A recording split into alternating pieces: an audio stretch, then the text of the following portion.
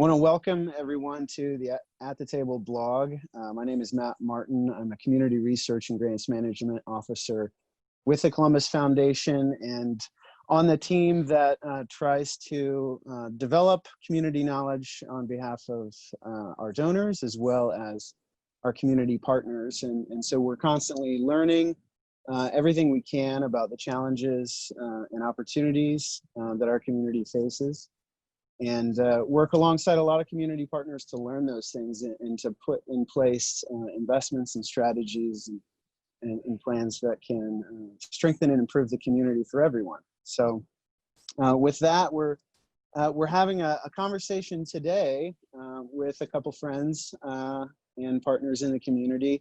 Michael Bongiorno from AECOM and Autumn Glover from PACT. And we're here to have a conversation today about the digital divide and specifically the broadband gap that has really, among many things, come to the forefront in the time of COVID. And so, you know, when the impact of COVID-19 really began to set in the spring, we started learning a lot about ourselves as a community. Right, so in the many ways that the shutdown of our society and our economy was affecting people across the community.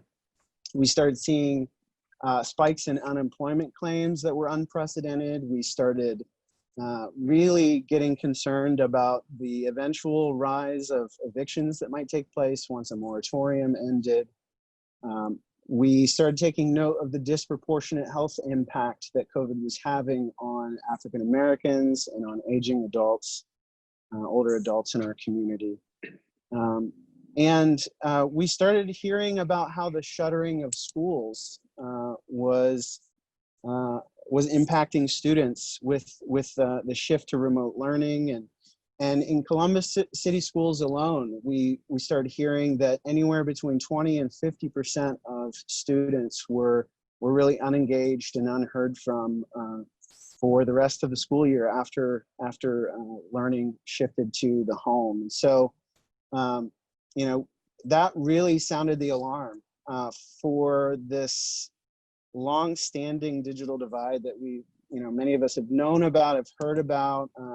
It's been affecting our community, but really that sounded the alarm. And so for the Columbus Foundation, for our part, we wanted to make sure that the community had all the information that we needed collectively to make sure we could effectively address the need for reliable broadband in a coordinated way. And in doing so, we wanted to make sure that our understanding of a gap was rooted in not only sound research, but also objective expertise. So we began engaging other community partners like Pat Lazinski of the Columbus Metropolitan Library, who was already thinking about these challenges before there was a pandemic. And eventually we engaged AECOM, the civil engineering group that Michael is part of. And we wanted to work with them and to work with partners across the community to really get a better understanding of the broadband infrastructure across Columbus. So with that introduction of our topic today, and I want to welcome our guests for this conversation, Michael and Autumn, and start by asking each of them to share how they came to this issue of the digital divide and about the perspective that they're coming from in their roles. So welcome, Michael and Autumn, and thanks for joining today. So I guess I'll just kick it over to both of you to kind of share that and give a little bit of an intro to you and your role and your respective organizations. I was approached by Doug and Pat about this issue, and really what they were looking for, having kind of started thinking about this among the work of others, all this work is happening within a context.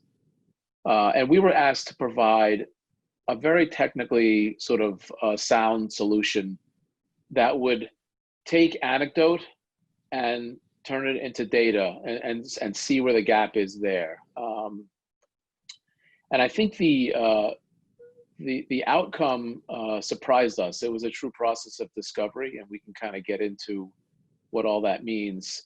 But they brought Doug and Pat brought AECOM on because we have a specific technology solutions group that focuses on these issues and has done so across the country. And so we were able to bring, and all across the world, in fact, we were able to bring a global view that was entirely agnostic to be able to evaluate the infrastructure question, which is there the physical infrastructure in place to support our community? And so what we discovered, as I said, surprised us. We were approaching this as an infrastructure question. And what we discovered that it wasn't an infrastructure problem, that we are well covered between numerous internet service providers and some dark metro fiber. So then after we discovered that, our focus shifted then to, well, how do we close the gap that is something other than a physical infrastructure gap? Yeah, that's great. Thanks, Michael. I'm looking forward to digging into that a little bit more. Autumn, could you share a little bit about yourself and kind of how you first came upon this issue? Sure. So, I mean, like most people, the beginning of the COVID-19 pandemic really just swirled many challenges that we saw families facing. And for people who aren't aware, PACT is a nonprofit organization focused every day on disrupting patterns of intergenerational poverty on the Near East Side. And so we have the privilege of waking up every day and just thinking about one neighborhood, but it's a large neighborhood. And so there are children and families and older adults and a diversity of institutions that are a part of our neighborhood. So prior to COVID, we were actually planning some employment related events. And so when COVID happened, we thought, especially at the beginning of the pandemic, we thought, okay, how could we reposition this? And so our natural thought was, okay, we could do this online. And then we realized we couldn't. Soon after, we realized kids were not involved in school and engaging in school, and not because they didn't want to, and not because their parents didn't want them to remain engaged, but they simply were lacking access. So we really came at it from a perspective of fire alarm issue happening in our community and trying to figure out how we can help people immediately. To be frank, we just kept hitting walls. It was like, okay, we can't gather in a space with laptops. Okay, we can't interact with each other. And for an organization that's really founded on civic engagement, we really struggled. And so our team, we took a step back and said, what is really the problem that we're trying to solve, and how are we uniquely positioned to solve it? We don't have all the expertise of AECOM, but we have a wide network nationally. And so I just started picking up the phone and calling people and saying, what's happening in your community? What are you guys doing?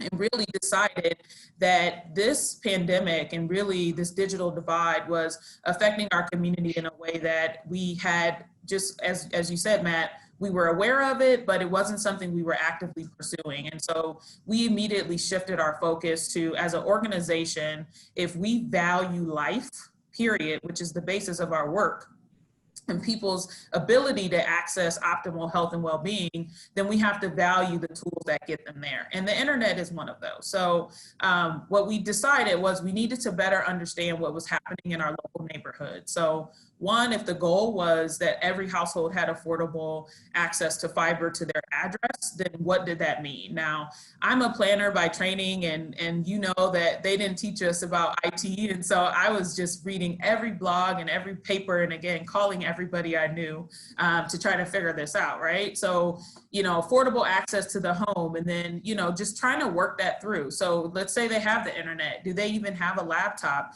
And then importantly, do they know what to do with it? And so that really led us into establishing a Connected Communities Fund, where we're actively fundraising to help people get access. I was very glad to hear of the work that Michael's team was doing, because it really took a load off of us. So they're answering that access piece, and then it allows us to focus on devices in every household and literacy. And that means a lot. Thank you, Autumn.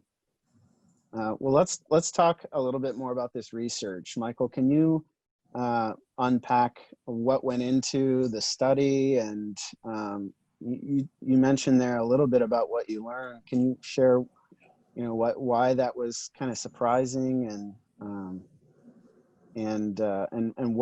what more have we learned about broadband infrastructure in our community since this report came out? So basically, the sort of the foundation for the research was we did a pretty comprehensive analysis of a number of data sources and data sets, which we were then able to use to provide us a pretty clear picture of the state of broadband. So, we tapped MORPC, we tapped the Columbus City Schools, we tapped the American Community Survey, which we found was actually a flawed survey in some ways, and I'll talk a little bit about that. Census data, private industry data, and a number of other technical resources for us to be able to draw and create a picture. And what we found, first of all, was that no single person, no single organization had a grasp of the entirety of the issue. People understood things in parts, but were not able to understand things in wholes because it had not been pulled together yet. So part of our work was to do that mining of information. And what we found, in fact, was, as I mentioned, that the physical infrastructures are there. And what we also found is, as you dig a little deeper, was if you looked at pricing, the pricing wasn't there for everyone. I mean, you could have access to a line, but the pricing structure wasn't great for that particular community. For some people, access to the internet meant different things. For some people, having a cellular phone meant that's the internet. Other people, it meant their in-home connection. And so there's a degree of understanding about what access to the internet means, and what it means for a family versus an individual. If you've got a family trying to use one particular upload download speed, and there are 4 people there, and they're all trying to have Zoom meetings and classes, there's a major amount of competition for that. So I think there's something around technological literacy that we discovered. So there are economic challenges, there's sort of technological literacy challenges. And quite frankly, do people have the right devices, computers or other technological software? And so those are the 3 issues that came to the fore as we kind of started thinking about that. So we then said, okay, well, what can we do knowing all that? What are the recommendations for closing the gap as we understand it now, which is not physical, it is a number of other things. So ideas around, and what we looked at were sort of short-term, medium-term, and long-term solutions. Because in the short term, we have to address where the students are, what their needs are now. Because school is starting, the clock is ticking here.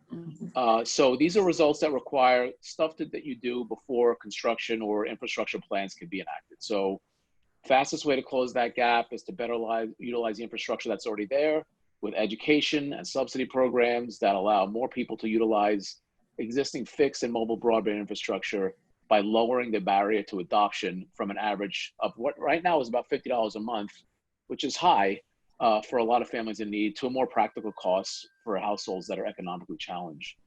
So there are education efforts, there are subsidies that can be kind of explored. And so, and digital literacy skills can be kind of developed and worked on. So those were some of the options that I think, the short-term solutions suggested.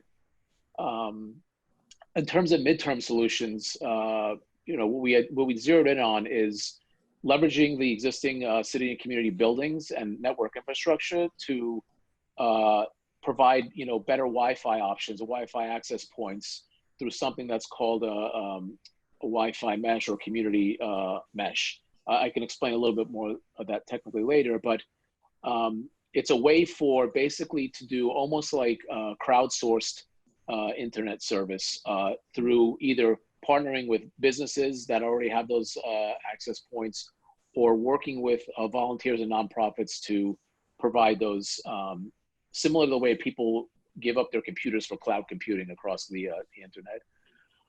And then the long-term solutions really are, economic or business cases, in addition to planning for best practices to increase speed and reliability, that would focus on, public-private partnerships, and leveraging the existing Columbus municipal dark fiber that we have in place, really getting access to that, and then focusing on that last mile of connectivity.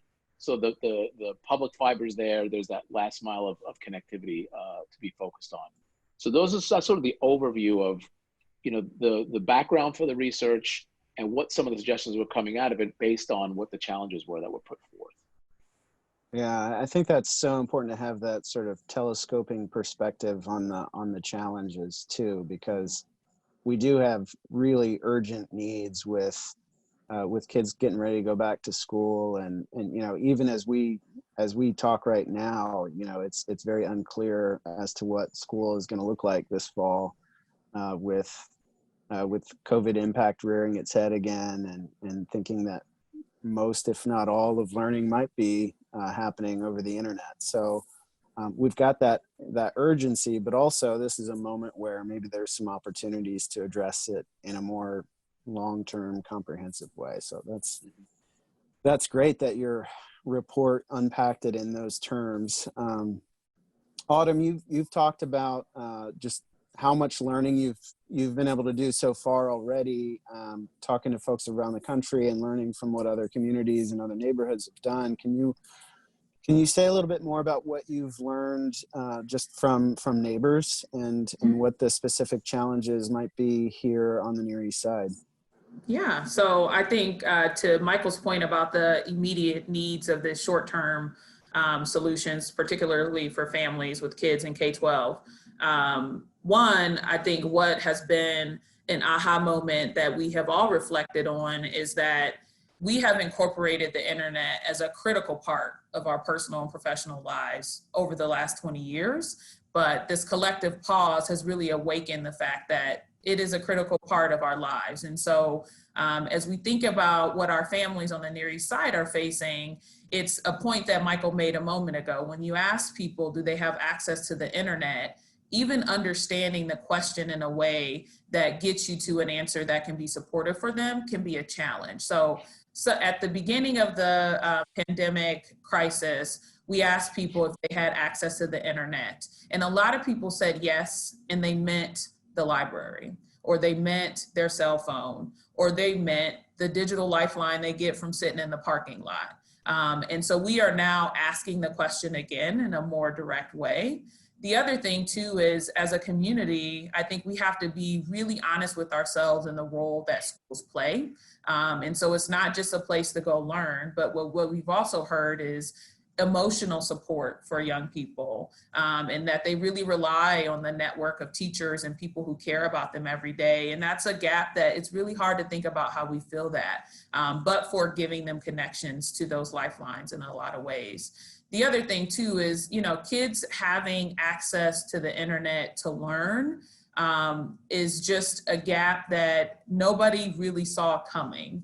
So even some parents said, and I would say too, especially as a mom, and I think any parent wants the best for their kid, regardless of their income and their ability to provide it. Everybody has aspirations for their children, right? And so thinking about a lot of families felt like they did all the right things. I got my kid up, I got him breakfast, I got him to school. But when you cut that off, families really felt cut off. And so what we're really battling too is, and I don't envy the superintendent and the school board and everyone who has to make these tough decisions, is do we have to have universal broadband or kids going to school? Are those our two options, right? Our safety and access to school and making sure the continuity of their education persists?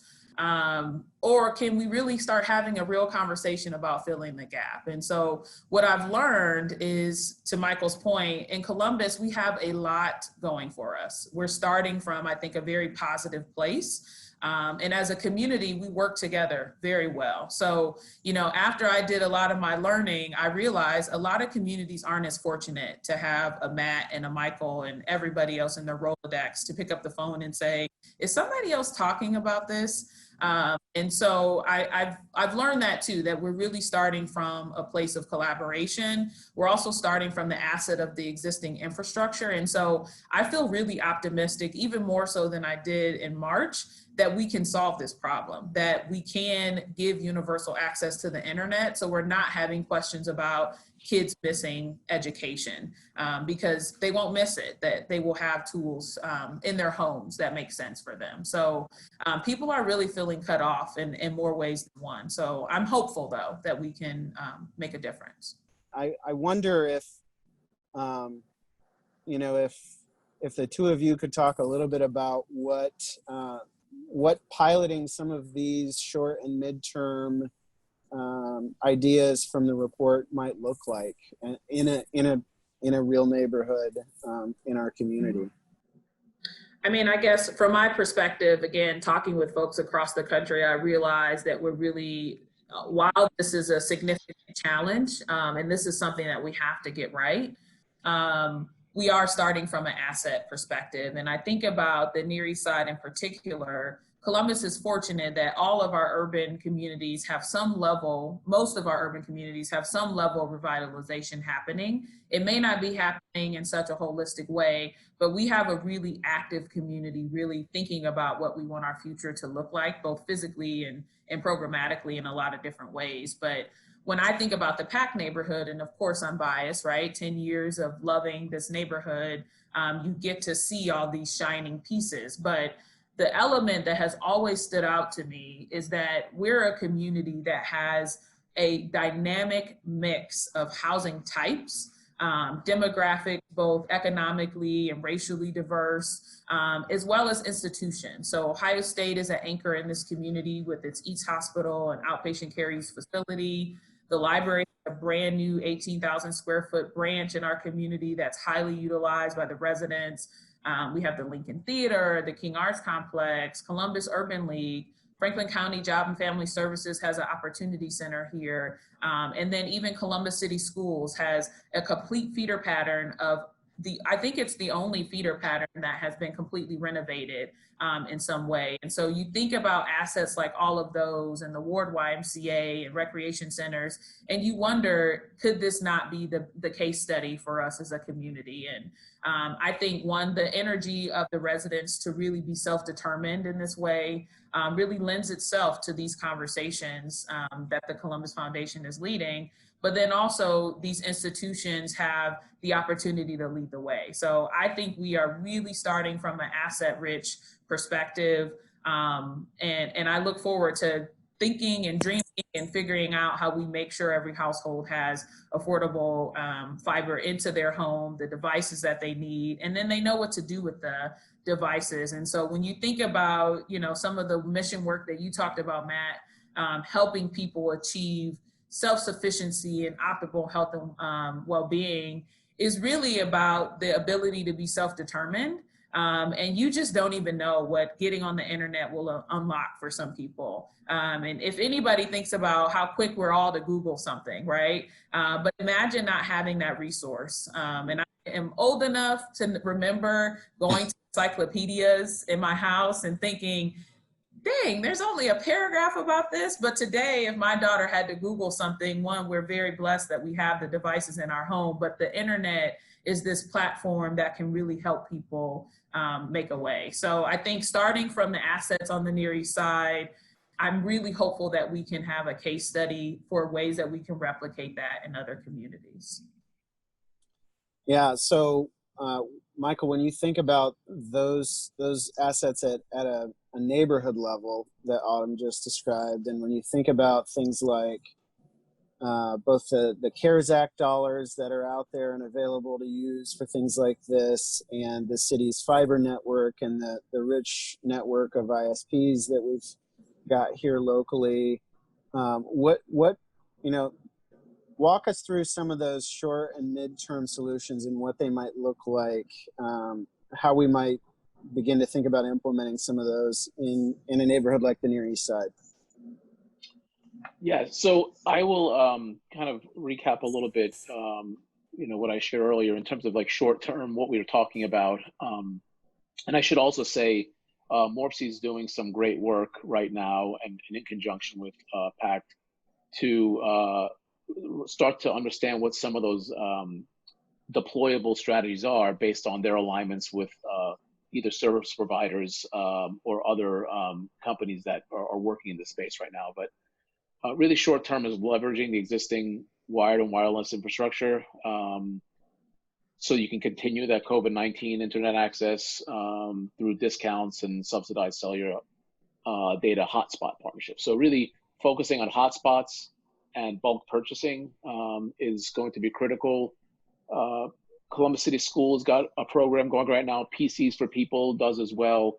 Actually, Mobile Beacon has a Bridging the Gap program that Morpsey is kind of working on right now that will address some of this.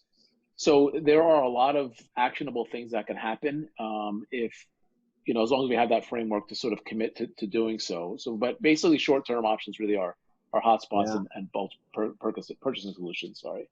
And for our audience, Michael, when you say bulk purchasing, I think what you're describing, right, is there's a partnership out of Cleveland that we've kind of learned from and that we're seeking to put in place here, Morpsey and some of the school districts, is the idea of working with a provider to have, say, the district or a community level partner be the broadband internet customer, and then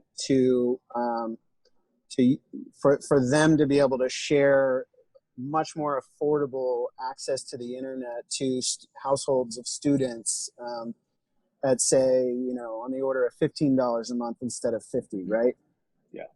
And I think an analogy that people can understand is your sort of healthcare plan, right?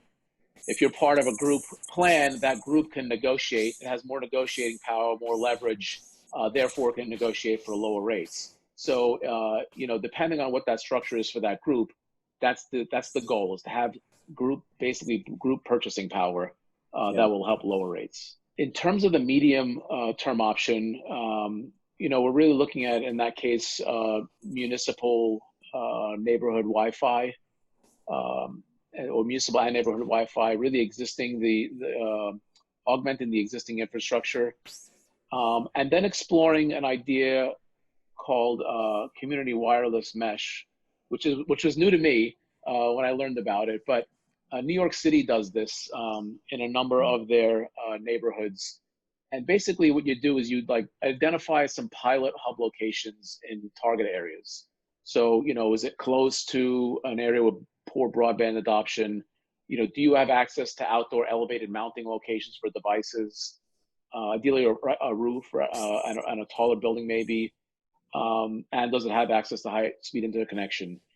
And through that, you're able to work in a partnership mode with either an organization of citizens around the core team of technical kind of leads, and supported by community charitable organizations and city resources. So basically, you're providing these devices a little more informally around the city and neighborhoods to provide access to folks. What this underscores to me, Matt, is something that I said to the PACT staff in March, is that we have to just have this common understanding that access to the internet is a utility.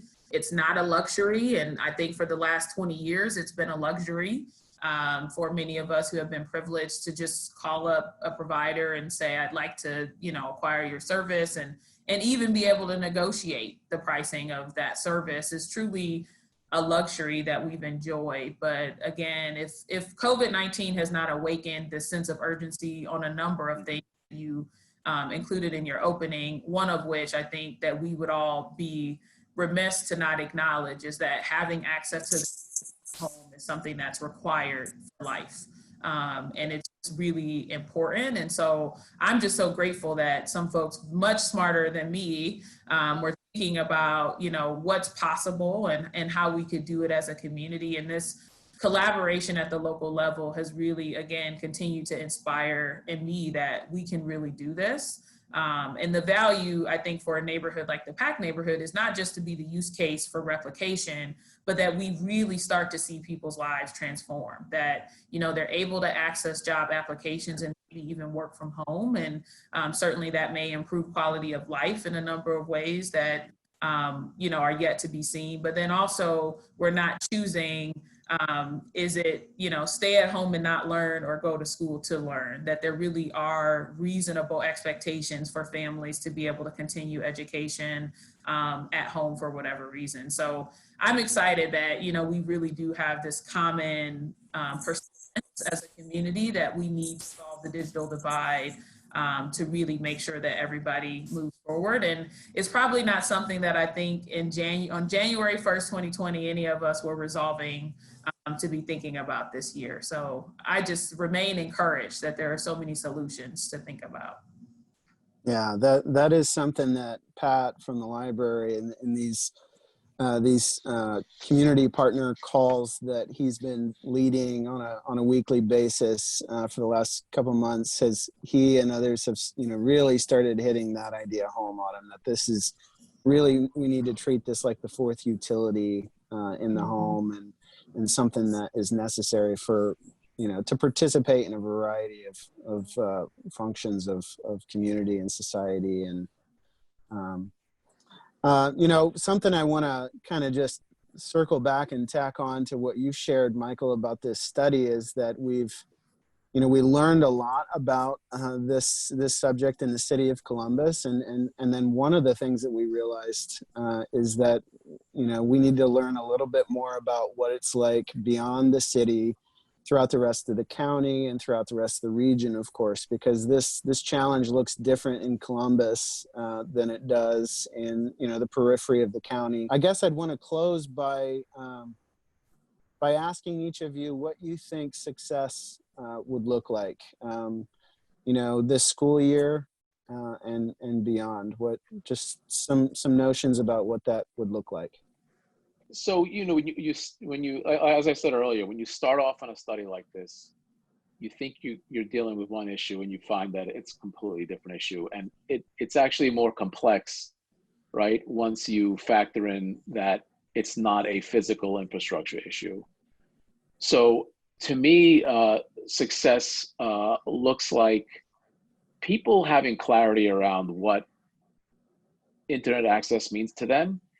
And when I say clarity, I don't mean just like what it means. I mean clarity about how they can close a financial gap, how they can close a literacy gap, how they can really, and Autumn mentioned this a little while ago, really take advantage of the power that the internet provides to all of us, to have access to information that can liberate us all, through an educational process. So that level of kind of the leveling of the playing field, that's what I see as success, because, you need someone in a neighborhood that's economically challenged to have the same understanding of what it means to be able to access the internet. For someone that's from New Albany or Worthington or one of these other communities where, this may be seen as a given that is sort of a right, and somehow that right doesn't apply right now to all of us. It's not a utility for all of us. It is it's an expensive luxury in some ways. I would echo that. Success would look like everybody in our communities who currently don't have access to equipment and broadband in their homes have access to it if they so choose, right? I really want to make sure that people understand what it can be used for and how they can use it, and recognizing the power that the platform, the World Wide Web opens up for them. So, very short term, I would say by 2025, I would have the goal that every household in 43203 has access to affordable fiber in some way, shape, or form that Michael's team is going to help us figure out. And then that every household has enough devices for their family to be successful. That it will be the standard that every classroom has computers in it, because why not? And so, we really are shooting for that target, and I definitely feel like it's attainable. Yeah. Well, thank you so much. Yeah, go ahead, Michael.